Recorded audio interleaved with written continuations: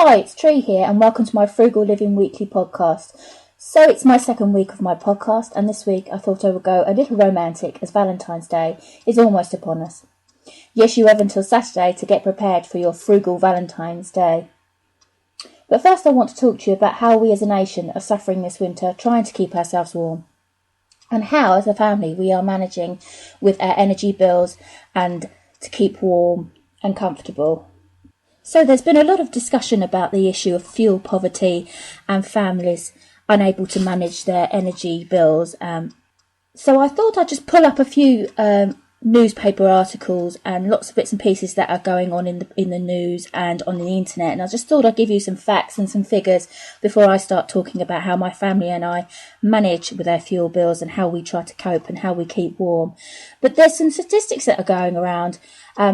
And apparently more families are in fuel poverty than any time for a decade, and our energy bills are rising, leaving households choosing between having to eat or heat. And in 2012 the data was released suggesting that there was the 1 million mark had been surpassed, where households with dependent children were classified as in fuel poor. Our government defines a fuel-poor household as one that needs to spend more on fuel than the national average in order to keep warm, and after spending that amount will be left with a residual income below the official poverty line. I don't know about you, but my family and I do struggle to keep warm. We find it an ongoing battle, and we do have to cut back with the fuel. I've also found an article from The Guardian which was reported on the 6th of February 2015, so only just a few days ago, where head teachers of schools have been warned that they face having to choose between levels of staffing and heating to cope with the budget's costs. So schools for children between the age of 4 to 16 in England, their budget has remained frozen at the 2010 levels. So this means that schools are having to cut down on energy costs to fund their staff, which I find absolutely outrageous. Our children are going to school to receive a good education, but yet if they're cold, they're never going to be able to concentrate. They're going to be worried about their hands being cold. They're going to be shivering. Really, is that what we want for our children? I know that's not what I want for my 9-year-old boy, and I'm concerned that his education's going to suffer. It goes further than that. I've also found statistics for last winter. Apparently over 6,000 people in the UK died in their homes from the cold. I have to say, though, that I'm sure that some of those deaths were probably attributed to some of their medical conditions that they may have. But still, people dying in 2015 from the cold. This is outrageous. This should never be happening. So basically they're saying that this is one elderly person dies of cold every 7 minutes in winter because they can't afford to pay their heating. That's outrageous. I have elderly parents and I say to them that they really should keep themselves as warm as they possibly can, not to worry about the bills. I'm sure we'll find a way to pay the bills if they haven't got the money. So I really don't want them struggling. And it gets even more scary with the price comparison sites defending their practice of hiding cheap tariffs. This is reported in The Guardian just on the 3rd of February this year, with the big price comparison sites having denied claims that they are ripping off customers by hiding the cheapest tariffs from their customers to looking to switch energy providers. Now I know that I use these comparison sites.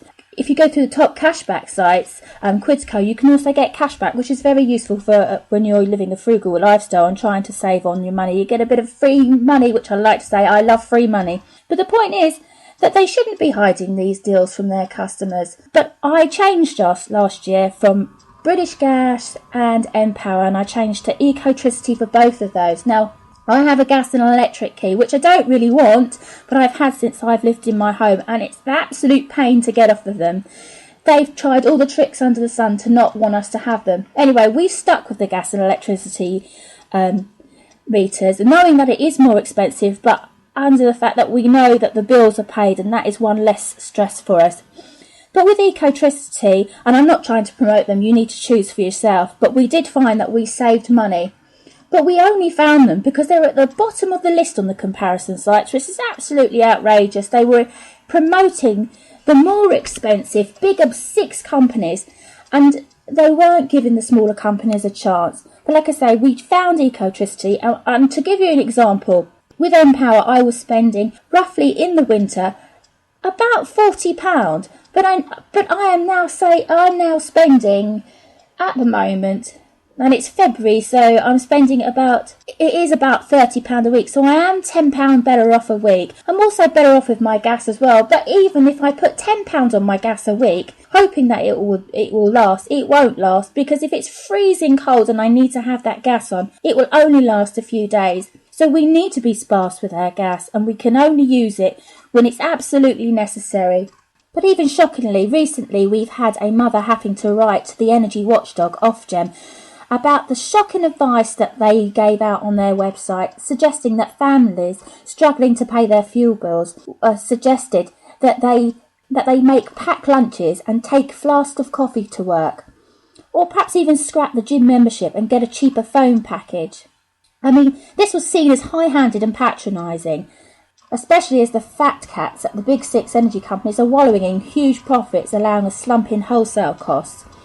I mean, it takes a single mum of 2 who works 45 hours a week to support her family to write to these companies to try and plead with them and suggest that your ideas are absolutely ridiculous, because, as she suggests, she already sends her children with packed lunch or has free meals for the younger child. She also has a packed lunch for herself. She already has the flask. She can't afford to go to a gym. So they're really saying something that people that are on a budget and their finances are squeezed, they're telling them something that they really know already. So it's an absolutely pointless exercise. But what I find even more worrying and shocking is that we have independent people in our country having to set up campaigns to try and fight for justice when it comes to the issue of fuel poverty. One such group I'd like to mention is the Campaigns by You Big 6 Pay Us Back. Set up a campaign and a petition to try and get us our money back, as we've been overpaid in 2014 and January 2015 with the big 6 energy companies. So they've been overcharging us, and the which have discovered that some of us overpaid our bills by £145 in 2014. Now they've set up a campaign to try and demand the money back from these companies. I'm not sure whether this is going to happen, whether it will work, I'm not sure. But even still, they're putting themselves out there and they're trying to get the money back that we're owed. But there's another action group which I have discovered in the UK, and they're called Fuel Poverty for Action. They can be found on Facebook. But they are putting forward an energy bill of rights to end the scandal of fuel poverty. They're asking you to write to your MP to support their energy bill of rights. They've written out a piece what they believe the energy bill of rights should be, that we all have the right to affordable energy to meet our basic needs. We all have the right to energy that does not harm us and the environment or the climate. We all have the right to energy that does not threaten health, safety, water, air or the local environment or our community. We all have the right to a fair energy pricing system that does not penalise those who have less, or use less, should I say. We all have the right not to be cut off from our energy supply. We all have the right not to be forced to have a prepayment meter. We all have the right to energy that is owned by us and run in our interests. And finally, we all have the right to property insulated, well-repaired housing that does not waste energy. And I think that's a good idea. I'm certainly going to be putting that to my MP. I'm not quite sure whether she's going to accept that. I've tried things with her in the past and she's never agreed with anything I said. But, I'm only going to try. But I just wanted to move on and mention how my family and I try to keep warm and try to save our money. It's very difficult. Like I say, we have gas and electric meters and we find it quite difficult to, especially with the gas, to try and keep the home warm.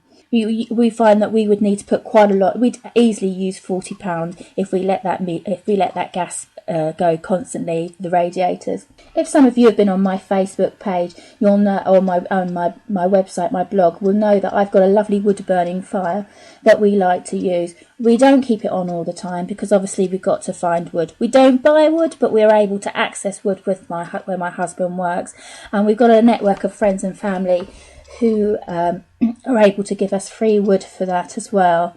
We usually supplement that with coal, but of course coal and smokeless fuel like such is quite expensive, so we don't buy an awful lot of that. But that is there to top up the heat in our home when we find the radiators just aren't enough, or we haven't got enough gas to put that on.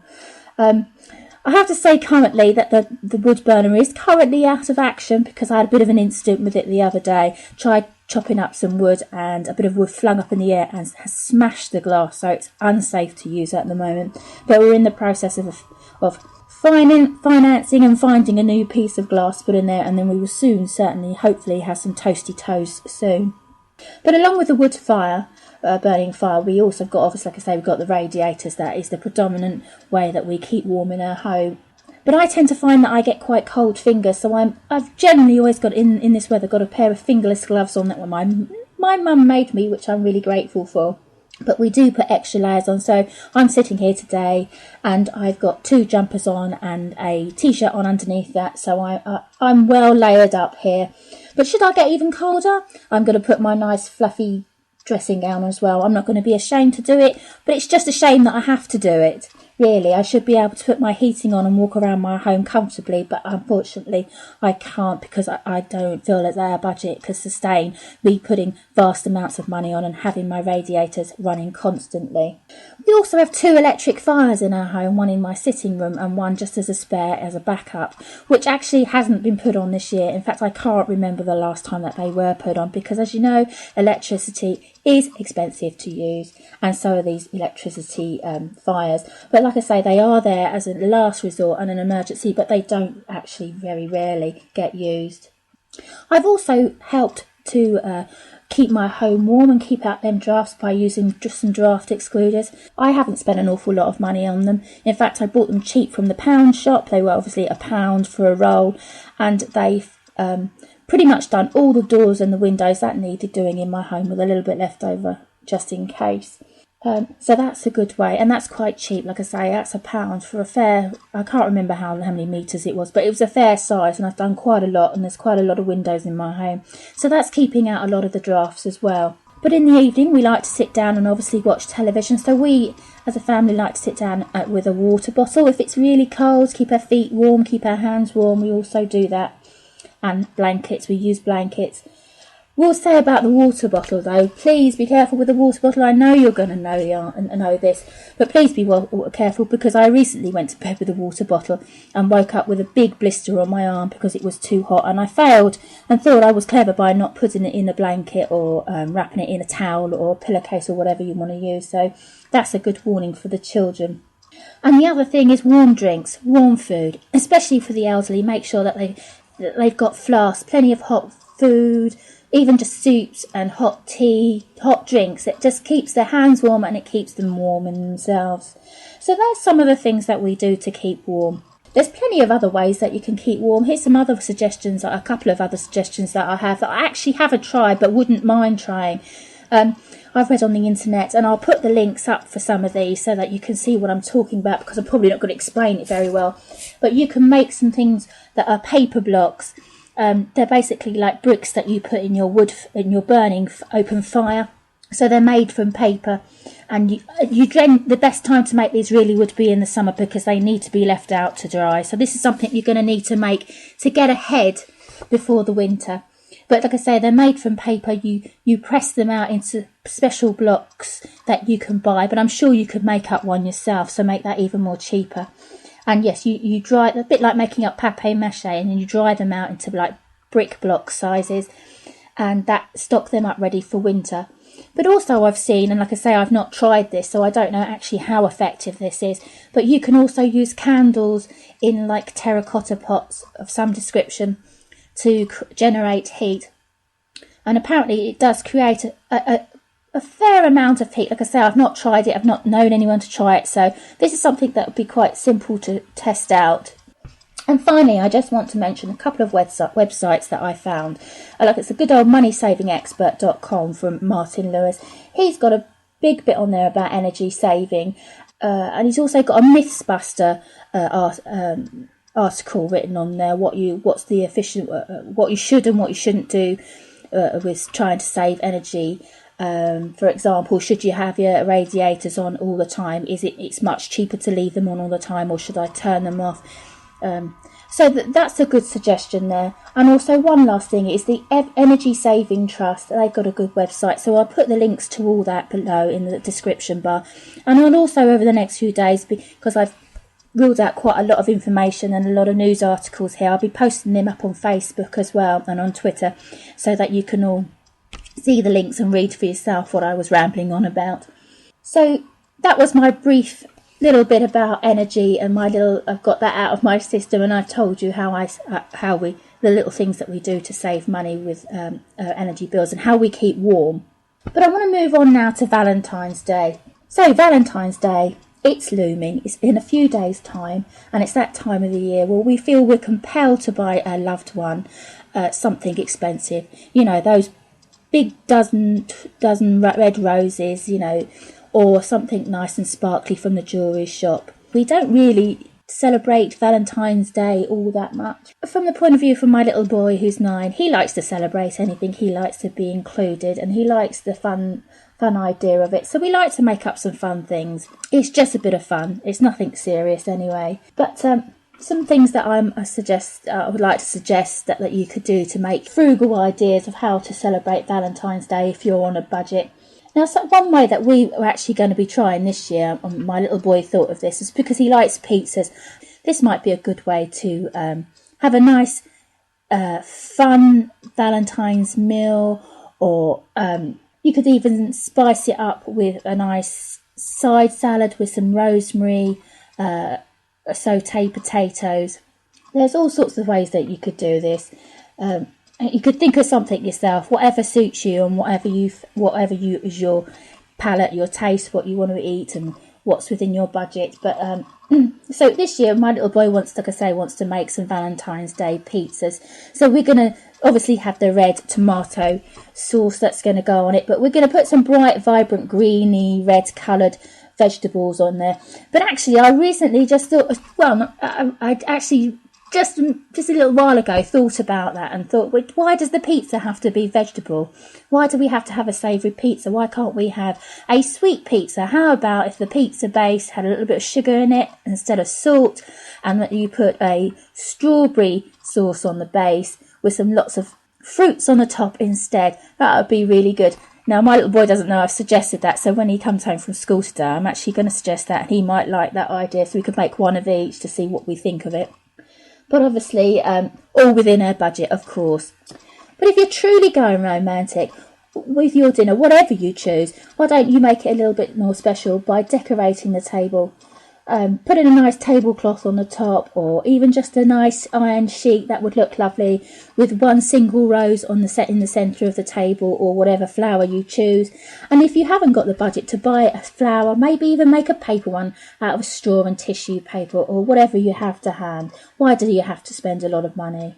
And don't forget to have that nice little background music going on. That would be an excellent way to celebrate Valentine's Day. And all these things really do not cost any money at all, if any at all. If you're living in warmer climates, why not try going out for an evening picnic? What about going to watch the sunset, maybe at the beach or the park, or even quite simply in your back garden? That's quite romantic. Place a blanket on the floor with lots of nice little nibbles to eat. I mean, what more romantic than having some strawberries dipped in chocolate? That is just an excellent idea. Or some little truffles that you've made up or managed to get from the shop quite cheaply. How about some cheap or free Valentine's gifts to surprise your loved ones with? How about making them a cake? You know what their favourite cake is, what their favourite sweets are. How about making those? They can be made quite cheaply. And what about that all-important Valentine's card? They can also be made quite inexpensively. Just a bit of card and maybe even just a newspaper. Cut out the word I love you or my Valentine and stick them on there. Okay, it might look a bit of stalkerish with with the bits of paper cut out, but it's the thought that counts, and you've made an effort. And as for the inside, the romantic poem that goes inside, we make up our cards quite a lot. In fact, that's pretty much what we do. We make our own cards up at home for whatever occasion, Christmas, birthdays, Easter, whatever we're going to do. But I've actually found a website, and I will leave a link for that in the description bar, where you can go, and there's Valentine poems that you can put inside your card, handwrite, or you could even print them out. You don't even have to tell your loved one that you didn't even think of it. Another good idea for a present would be to offer your Valentine, your sweetheart, a free voucher book. I think you know what I'm talking about. This has been so documented all over the internet, and people talking about this. They use it for Mother's Day, for birthdays, and at Christmas if people are following a frugal lifestyle or on a budget. But you could offer your loved one to make them their favourite cake or their favourite sweets. How about offering to do the housework for the day, give their feet a massage, anything. You know what your partner likes, and so you can adapt this voucher book to your personal tastes and make it unique. Just one other suggestion I'd like to make about Valentine's Day, and really you don't need to have to spend an awful lot of money on it. How about that good old-fashioned bubble bath experience with the candles round the bath, all lots of lovely scents with the essential oils placed in the bath, gentle soft music playing. Your partner will love you forever. What a relaxing way to end your Valentine's Day.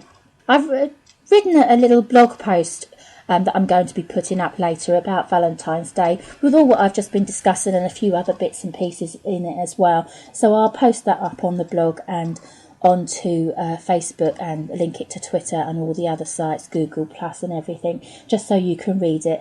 I hope you found what I've said informative and it's been of some use. So whatever your partner and yourself do on Valentine's Day, I hope you both have a really enjoyable day. Like I say, I hope what I've said has been of use, and I will post all the descriptions I'll post all the links to what I've been talking about in this podcast in the description bar below. If you've liked what you heard, please press the like button and subscribe if you want to hear more from me. Please don't forget to head over to the Frugal Living website and to check out more ways to save your money and all sorts of things frugalista. Keep your eyes peeled for more from Frugal Living, as I'm going to be putting up some videos, blogs. I'm also going to be putting up some how-tos, so maybe some recipes as well. So anyway, thank you very much for listening, and take care, and speak to you soon. Bye.